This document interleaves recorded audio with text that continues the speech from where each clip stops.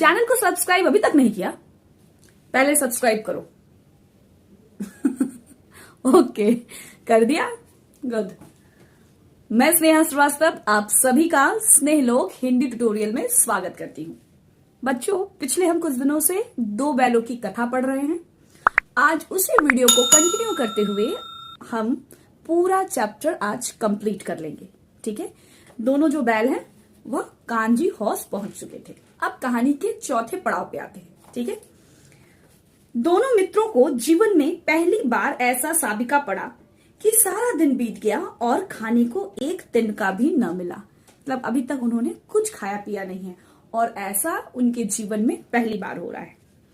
समझ ही में ना आता था यह कैसा स्वामी है। इससे तो गया फिर भी अच्छा था, खाना तो देता था ना, रूखा सूखा देता था लेकिन खाना देता था। यहाँ कई भैंसें थी, कई बकरियां, कई घोड़े, कई गधे, पर किसी के सामने चारा न था। सब जमीन पर मुर्दों की तरह पड़े रहते थे। कई तो इतने कमजोर हो गए थे कि खड़े भी ना हो सकते थे। सारा दिन दोनों मित्र फाटक की ओर टकटकी लगाए ताकते रहे, वो देखते ही रहे, है ना, पर कोई चारा लेकर आता न दिखाई दिया। तब दोनों ने दीवारों की नमकीन मिट्टी चाटनी शुरू की। पर इससे क्या तृप्ति होती, मतलब इससे क्या उनका मन या पेट भरता। बहुत भूख लगी उनको बहुत जोर से, और बहुत देर तक कुछ न मिलने पे उनको लगा कि चलो जमीन की जो नमकीन दीवार होती है, मतलब थोड़ा नमकीन सा लगता है ना, चलो उसको चाटना शुरू करते हैं। लेकिन क्या उससे उनकी भूख मिट सकती थी? रात को भी जब कुछ भोजन न मिला तो हीरा के दिल में विद्रोह की ज्वाला दहक उठी। मोती से बोला, अब तो नहीं रहा जाता मोती। मोती ने सिर लटकाए हुए जवाब दिया, मुझे तो मालूम होता है प्राण निकल रहे हैं। तब इतनी उन लोगों को भूख लगी है ना।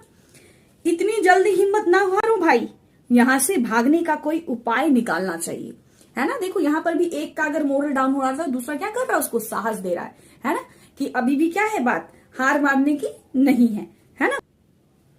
आओ दीवार तोड़ डाले, मुझसे तो अब कुछ नहीं होगा। बस इसी बूते पे अकड़ते थे। सारी अकड़ निकल गई। बाड़े की दीवार कच्ची थी।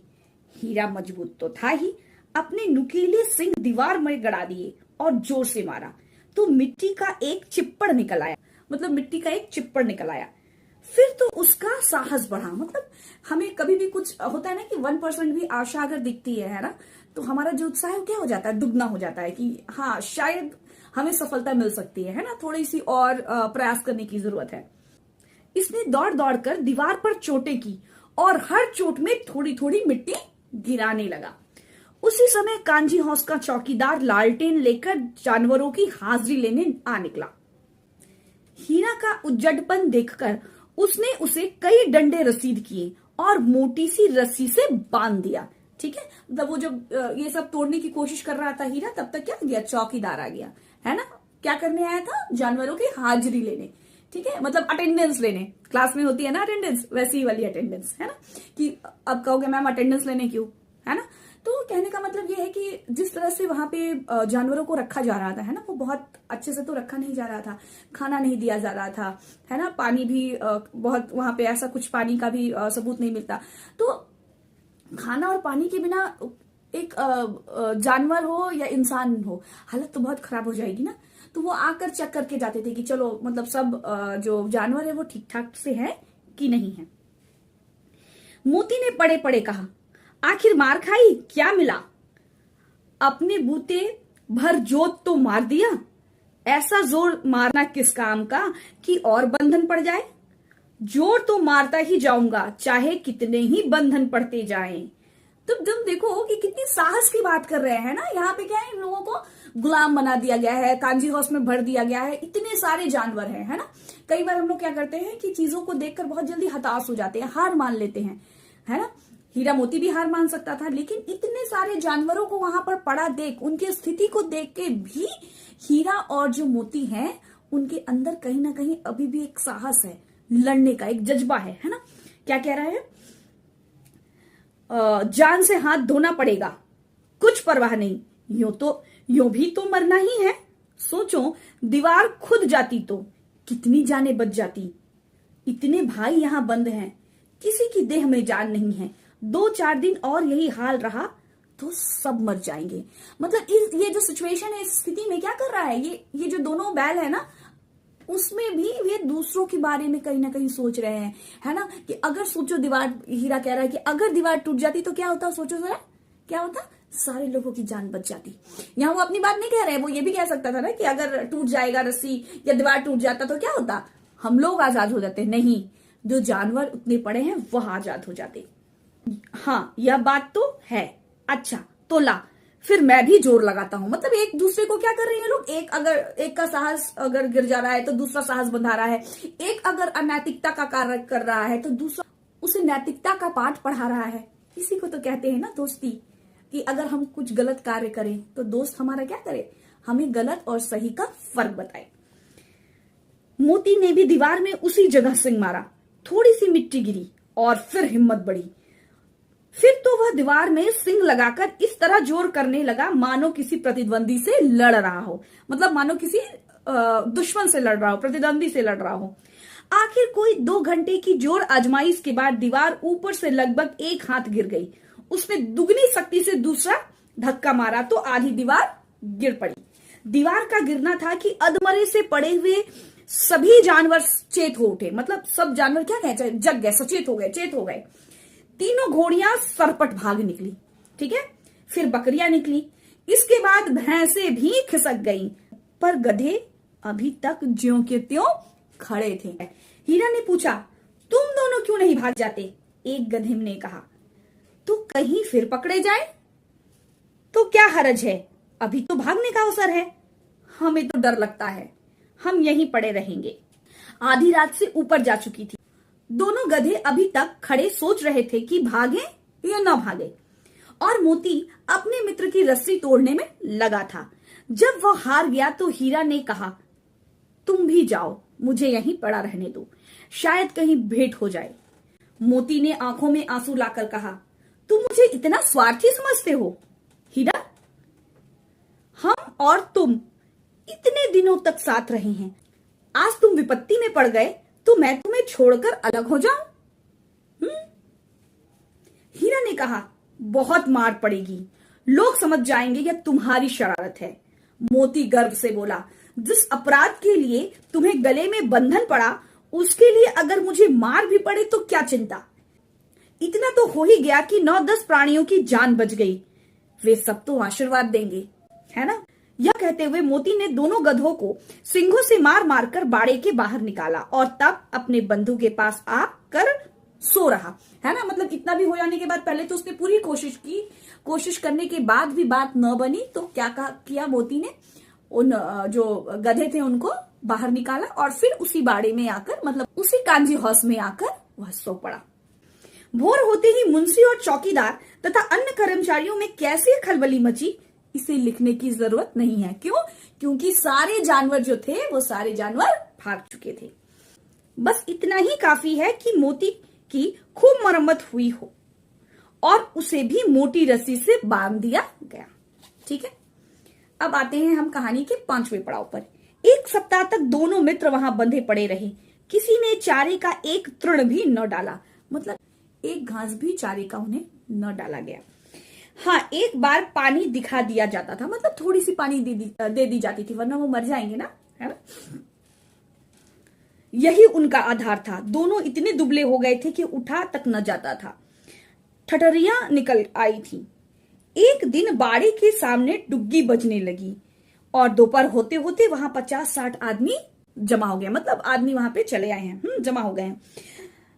तब दोनों मित्र निकाले गए और उनकी देखभाल होने लगी। लोग आकर उनकी सूरत देखते और मन फीका करके चले जाते। मतलब बार बार लोग आ रहे हैं, उसको देख रहे हैं, देखकर मन थोड़ा सा मतलब फीका कर रहे हैं, बुझाकर, मतलब उन्हें पसंद नहीं आ रहा, खुश नहीं हो रहे उन लोगों को देखकर और चले जा रहे हैं। ऐसे मृतक बैलों का कौन खरीदार होता? अर्थात वहां पे उन लोगों की क्या हो रही है, उनको खरीदा जा रहा है। मतलब वहां पे नीलामी के लिए रखा गया है कि अगर किसी को वो बैल पसंद है, वो देखने में ठीक है या उनसे काम निकाला जा सकता है तो लोग उनको खरीद सकते हैं। लेकिन लोग आ रहे हैं और उसको देख के चले जा रहे हैं, क्योंकि इतने दुबले जानवरों से क्या काम निकाला जा सकेगा, है ना। सहसा एक दढ़ियल आदमी जिसकी आंखें लाल थी और मुद्रा अत्यंत कठोर, मतलब देखकर बहुत स्ट्रिक्ट, कठोर लग रहा था, आया। और दोनों मित्रों के कूल्हे में उंगली गोदकर मुंशी जी से बात करने लगा। उसका चेहरा देखकर अंतर्ज्ञान से दोनों मित्रों के दिल कांप उठे। मतलब दोनों मित्रों को दिल जो है ना, मतलब उनको डर सा अचानक सा लगा। वह कौन है और उन्हें क्यों टटोल रहा है, इस विषय में उन्हें कोई संदेह ना हुआ। दोनों ने एक दूसरे को भीत नेत्रों से देखा और सिर झुका लिया। मतलब दोनों अब कहीं ना कहीं समझ गए कि शायद अब हमें ये दड़ियल लेकर जाएगा। और उसको देखकर, उसकी मुद्रा देखकर दोनों क्या कर गए हैं, दोनों ही बैल अंदर से अंदर सहम से गए हैं। और दोनों एक दूसरे को उसी डर वाली नजर से देख रहे हैं ना, कि अब नेक्स्ट क्या होने वाला है उनके साथ। हीरा ने कहा, गया के घर से नाहक भागे, अब जान न बचेगी। मोती ने अश्रद्धा के भाव से उत्तर दिया, कहते हैं भगवान सबके ऊपर दया करते हैं, उन्हें हमारे ऊपर क्यों दया नहीं आती। भगवान के लिए हमारा मरना जीना दोनों बराबर है। चलो अच्छा ही है, कुछ दिन उसके पास तो रहेंगे। एक बार भगवान ने उस लड़की के रूप में हमें बचाया था, क्या अब ना बचाएंगे ना। कितने इनोसेंटली वो अभी भगवान को याद कर रहा है। थोड़ी सी अश्रद्धा है, क्योंकि उसके अंदर क्या है, गुस्सा है कि उनके लाइफ में इतना सारा कुछ घट रहा है ना, और अब तो शायद उनकी जान भी ना बचे। तो क्या भगवान को उन पर दया नहीं आ रही है, भगवान उनको बचाएंगे नहीं। यह आदमी छुरी चलाएगा, देख लेना, तो क्या चिंता है। मांस, खाल, सिंग, हड्डी सब किसी ना किसी के काम आ जाएंगे। तो इस समय भी वो कितनी, मतलब कभी कभी लग रहा है ना कि हाँ संतों की जैसी बात कर रहे हैं, ठीक है, कि अगर मर भी जाएंगे तो उनका एक एक अंग क्या होगा, किसी ना किसी के काम आएगा। नीलाम हो जाने के बाद दोनों मित्र उस दड़ियल के साथ चले। दोनों की बोटी बोटी कांप रही थी, मतलब एकदम बोटी बोटी, मतलब अंग अंग उनका क्या होता, कांप रहा था, डर रहा था कि अब उनके साथ क्या होने वाला है। राह में गाय बैलों का एक रेवड़ हरे हरे हार में चरता नजर आया। सभी जानवर प्रसन्न थे, चिकने चपल। कोई उछलता था, कोई आनंद से बैठा पागुर करता था। कितना सुखी जीवन था इनका, पर कितने स्वार्थी हैं सब। किसी को चिंता नहीं कि उनके दो भाई बधिक के हाथ पड़े कैसे दुखी हैं, है ना। कई बार हमें क्या लगता है, देखो जब हमारे लाइफ में कुछ टेंशन वाली चीज होती है ना, या हमें बुरा लग रहा होता है, या हमारे साथ कुछ बुरा हो रहा होता है, तो हम सामने वाला अगर खुश है या उसकी लाइफ में कुछ कोई प्रॉब्लम नहीं है, तो हम उसको देखकर सोचते हैं कितना अच्छा है उसकी लाइफ, हमारे साथ ही ऐसा क्यों है। कई बार क्या करते हैं ना, 9-10 के बच्चे बड़े वाले 11-12 के भैया और दीदी को देखकर सोचते हैं कितनी अच्छी लाइफ है उनकी, है ना, मतलब कितनी अच्छे से पढ़ रहे हैं, कितने खुश है।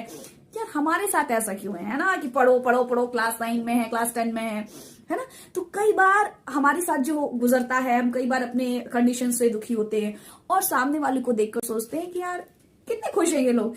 मतलब उनको नहीं लगता कि हम लोग कितने दुख हैं, या हम लोग क्लास 9 में है ना, वो हमारी दुख या पीड़ा को नहीं समझ रहे, वो लोग कितने खुश है ना। सहसा दोनों को ऐसा मालूम हुआ कि यह परिचित राह है, परिचित अर्थात जानी पहचानी। हाँ, इसी रास्ते गया उन्हें ले गया था। वही खेत, वही बाग, वही गांव मिलने लगे। मतलब उनको लग रहा है कि शायद कुछ जाना पहचाना सा रास्ता है, कि इसी रास्ते से हमें गया अपने घर ले गया था। प्रतिक्षण उनकी चाल जो है वो तेज होने लगी। सारी थकान, सारी दुर्बलता गायब हो गई। मतलब उनको अब एक्साइटमेंट, वो जो दुर्बलता है वो एक्साइटमेंट में क्या हो रहा है, परिवर्तन हो रहा है ना। आह, यह लो अपना ही घर आ गया। इसी कुएं पर हम पुर चलाने आया करते थे, यही कुआं है। मोती ने कहा, हमारा घर नगीच आ गया है। नगीच मतलब नजदीक आ गया है। हीरा बोला, भगवान की दया है, मैं तो अब घर भागता हूं, यह जाने नहीं देगा, इसे मैं मार गिराता हूं। नहीं नहीं, दौड़कर थान पर चलो, मतलब जहां अपने घर पर, जहां पे वो खाना खाते थे, अपने जगह पे चलो, है ना, अपने थान पर चलो, वहां से हम आगे न जाएंगे।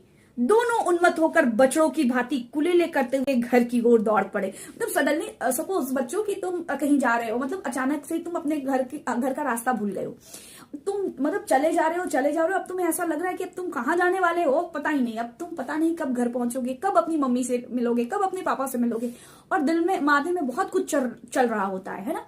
और सडनली चलते चलते तुम्हें ऐसा लगता है ना कि अरे मतलब ये तो जगह जानी पहचानी सी लग रही है, तो तुम्हारा जो कदम होगा क्या वो थोड़ा और तेज होगा, है ना, थोड़ा एक्साइटमेंट की में भी लगता है कि मैं क्या अपने घर पहुंचने वाला हूँ, थोड़ा तुम आगे बढ़े और तुम्हें कुछ तुम्हारे जान पहचान के चीजें दिखाई दी, तुम्हारे मोहल्ले का या तुम्हारे कॉलोनी के आसपास की जगह दिखाई दी, एंड देन उसके बाद क्या तुम्हें कोई पकड़ सकता है ना। दौड़कर उन्मत्त होकर, मतलब बिना कुछ सोचे समझे, वो गति कितनी तेज होगी उसका शायद सटीक एहसास हम अभी भी नहीं कर सकते, है ना, और दौड़ कर चले जाएंगे अपने घर में अपने मम्मी पापा के पास, है ना। तो ये लोग भी वैसे ही किए। वह हमारा थान है, दोनों दौड़कर अपने थान पर आए और खड़े हो गए। दड़ियल भी पीछे पीछे दौड़ा चला आता था। झूरी द्वार पर बैठा धूप खा रहा था। बैलों को देखते ही दौड़ा और उन्हें बारी बारी से गले लगाने लगा, है ना, मतलब झूरी भी तो बहुत प्यार करता था अपने दोनों बैलों को। मित्रों की आंखों से आनंद के आंसू बहने लगे। एक झूरी का हाथ चाट रहा था। दड़ियल ने जाकर दोनों बैलों की रस्सियां पकड़ ली। झूरी ने कहा, मेरे बैल हैं। तुम्हारे बैल कैसे? मैं मवेशी खाना से नीलाम लिए आता हूं। मैं तो समझा हूं चुराई लिए आते हो। चुपके से चले जाओ, मेरे बैल हैं, मैं बेचूंगा तो बिकेंगे। किसी को मेरे बैल नीलाम करने का क्या अख्तियार है? जाकर थाने में रपट कर दूंगा। मेरे बैल हैं। इसका सबूत क्या है कि यह मेरे द्वार पर खड़े हैं। मतलब एक लास्ट जो तर्क होता है ना, वो क्या कह रहा है, झूरी कह रहा है कि ये मेरे बैल हैं। इसका क्या सबूत है कि ये मेरे घर के पास आकर खड़े हैं, क्योंकि ये अगर तुम्हारे पास होते तो तुम अगर इसके मालिक होते तुम इसको लेकर जाते, है ना, ये मेरे थान पे क्यों आकर खड़े रहेंगे? तो इसका ये प्रमाण है कि ये दोनों बैल किसके हैं? मेरे हैं। दड़िया जल्लाकर बैलों को जबरदस्ती पकड़कर लिए जाने के लिए आगे बढ़ा। उसी वक्त मोती ने सिंह चलाया। मोती तो छोड़ने वाला था नहीं, है ना। दड़ियल पीछे हटा, मोती ने पीछा किया। दड़ियल भागा, मोती पीछे दौड़ा। गांव के बाहर निकल जाने पर वह रुका, पर खड़ा दड़ियल का रास्ता देख रहा था। दड़ियल दूर खड़ा धमकियां दे रहा था, गालियां निकाल रहा था, पत्थर फेंक रहा था, और मोती विजयी शूर की भांति उसका रास्ता रोके खड़ा था कि बच्चों अब आओ, अब तुम्हें मैं अपने गांव के अंदर भी डूबने ना दूंगा, है ना। गांव के लोग यह तमाशा देखते थे और हंसते थे। तो बड़ी बात थी गांव के लिए, है ना, वहां के लोगों के लिए। जब दड़ियल हार कर चला गया तो मोती अकड़ता हुआ लौटा, मतलब एकदम जीत गया, अकड़ता हुआ लौटा। हीरा ने कहा, मैं डर रहा था कि कहीं तुम गुस्से में आकर मार ना बैठो। अगर वह मुझे पकड़ता तो मैं बेमारे ना छोड़ता। अब ना आएगा, आएगा तो दूर से ही खबर लूंगा, देखूं कैसे ले जाता है। जो गोली मरवा दे मर जाऊंगा, पर उसके काम तो ना आऊंगा। हमारी जान को कोई जान ही नहीं समझता, इसलिए कि हम इतने सीधे हैं। देखो कितनी सुंदर यहाँ पे प्रेमचंद जी मैसेज दे रहे हैं ना, कि हमारी जान को कोई जान नहीं समझता। किस लिए? क्योंकि हम इतने सीधे हैं। तो जिस मैसेज की या संदेश की हम बात कर रहे थे, है ना, कि स्वतंत्रता बड़े आसानी से नहीं मिलता, उसके लिए बार बार संघर्ष करना पड़ता है। और एक बार शुरू में ही जब गधे की बात कर रहे होते हैं, है ना, तो प्रेमचंद एक बार लिखते ही भी हैं कि भारतीयों की विदेशों में क्या है, अच्छी दशा नहीं है, उनको लोग आदर नहीं देते, सम्मान नहीं देते। क्यों नहीं देते? क्योंकि वह सीधे साधे हैं। अपने हक के लिए लड़ना या झगड़ा झमेला करना भारतीयों का ये क्या है, ये उनकी आदत नहीं है, ये उनका कार्य नहीं है। वो इन सब झमेलों से दूर रहते हैं। तो व्यक्ति की जो माने हद से अधिक जो सीधापन होता है ना, जो अपने हक के लिए ना लड़ पाए, वहां लोग उस व्यक्ति की इज्जत भी नहीं करते, है ना, न उसके स्वतंत्रता की कोई इज्जत होती है। जरा देर में नांदों में खली, भूसा, चोकर और दाना भर दिया गया। दोनों मित्र खाने लगे। बहुत दिन के बाद खाना मिला होगा, है ना। झूरी खड़ा दोनों को सहला रहा था, मतलब प्रेम कर रहा था, और 20 लड़के तमाशा देख रहे थे, मतलब इस चीज को देख रहे थे, है ना, मतलब बहुत बड़ी घटना हो रही है। सारे गांव में उत्साह सा मालूम होता था। उसी समय मालकिन ने आकर दोनों के माथे चूम लिए।